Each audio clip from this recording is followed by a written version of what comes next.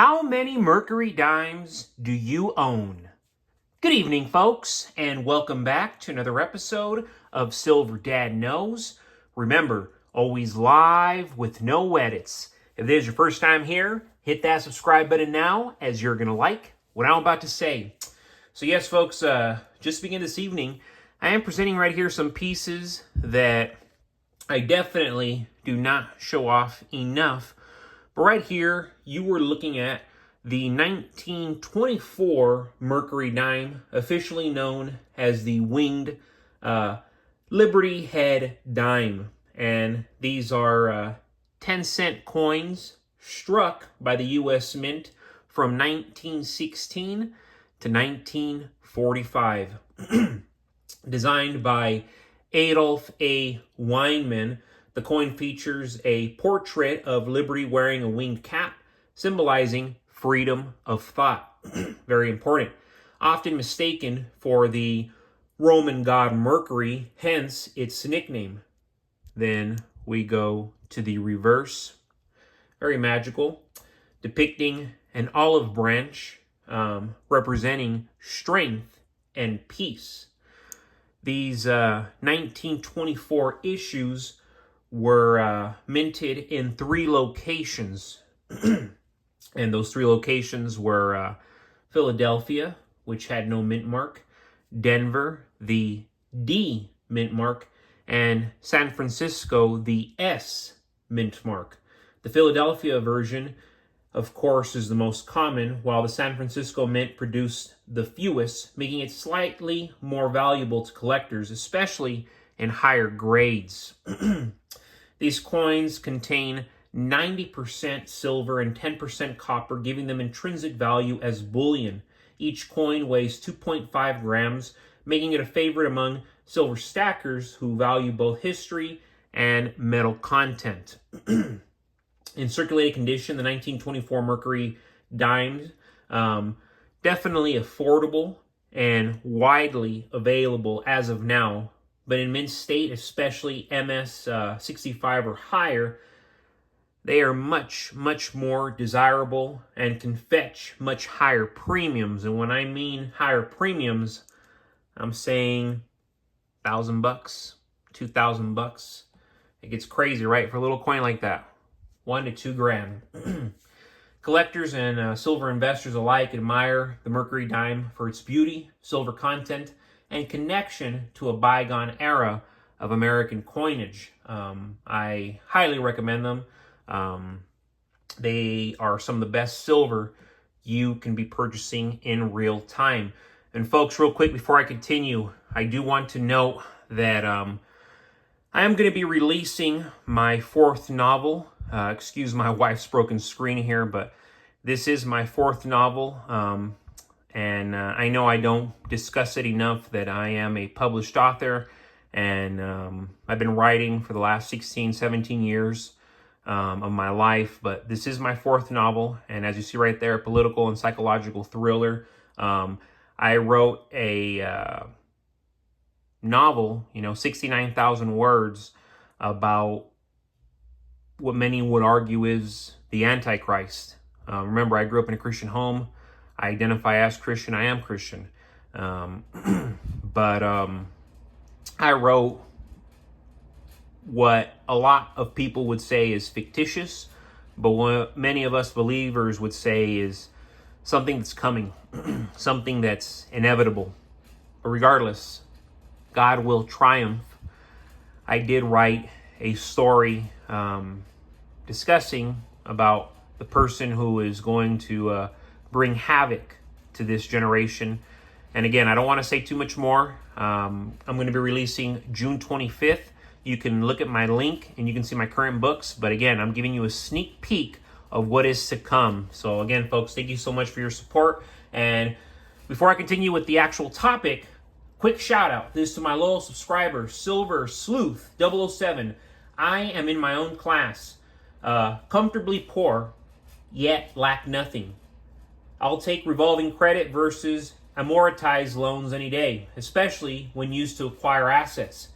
CC's, Helix, Plaques, etc., are excellent leverage tools. Cashback like Costco City Card is a cherry on top of the sundae. Avoid interest if able, but a little bit now and then won't kill you. TBTB, don't want a middle class, just elite, service class, and enslaved poor. Just my opinion. Awesome comment right there coming from Silver Sleuth 007. And, at the very end of that, sir, you say that just your opinion.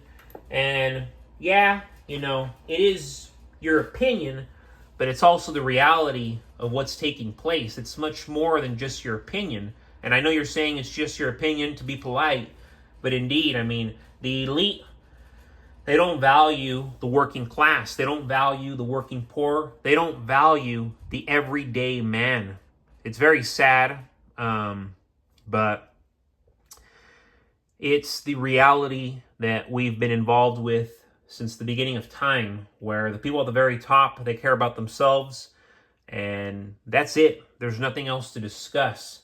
For many people, the idea of investing in silver may seem out of reach due to financial constraints. However, with a disciplined approach and a consistent $100 monthly budget, anyone can begin stacking silver. It's not about how much you start with, it's about starting. Silver has long been viewed as a hedge against inflation and economic uncertainty. Even small, regular purchases can add up over time and build meaningful wealth. You're talking generational wealth if you know what you're doing. The first step is understanding what form of silver fits your goals. With a $100 budget, you can typically purchase 2 ounces of silver bullion each month, plus a couple to several constitutional coins depending on their spot price and premiums. Government-minted coins like American Silver Eagles or Canadian Maple Leafs carry higher premiums but are highly recognizable and liquid. For stackers focused on accumulating more ounces for less, privately minted rounds and bars offer better value per ounce. Consistency is key. And yes, easier said than done because life takes a toll on every single one of us. But ultimately, folks, consistency is key. Tomorrow never comes. Start yesterday. Start today. Start this evening if you haven't already. By purchasing silver monthly, you're applying a strategy known as dollar cost averaging. This method helps reduce the impact of short-term volatility by spreading out purchases over time. When prices dip, your $100 buys more silver. You might think, okay, this is just a little $100 bill, but it's like, no. When prices dip, that $100 goes much, much further. When prices rise, you're still accumulating, just at a different pace. Over time, this will lead to a well-balanced stack without the stress of trying to time the market. You never want to time the market because it's going to beat you every single time. So ultimately, your best bet is just to invest consistently every single month and not time the market. Because the people who get rich, they don't time the market. The people who like to gamble and live on the edge and paycheck to paycheck, yeah, they time the market. I don't want to be them.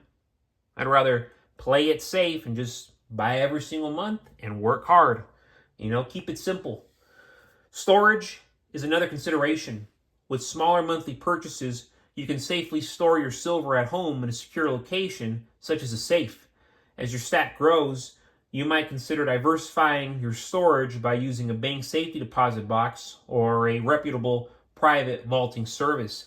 The key is to ensure your investment is protected from theft or damage. You should also pay attention to where you buy your silver. Reputable online bullion dealers often offer competitive pricing and a wider selection compared to local coin shops. However, local dealers may provide valuable in-person relationships and the benefit of avoiding shipping delays, and I'm speaking for myself where this has happened. I get excellent service on eBay, and then I also get excellent service in person, so I do not want to denounce that. Shipping around and comparing premiums can help stretch your $100, even further, ultimately. In conclusion, buying silver on a $100 monthly budget is not only possible, it's powerful. Over time, that habit builds both a financial cushion and a peace of mind. As the economy faces continued uncertainty, stacking silver regularly, even in small amounts, will offer both protection and opportunity for everyday investors. But folks, as always, thank you so much for joining us for another evening of Silver Dad Knows. God bless you, God bless your household, and God bless America.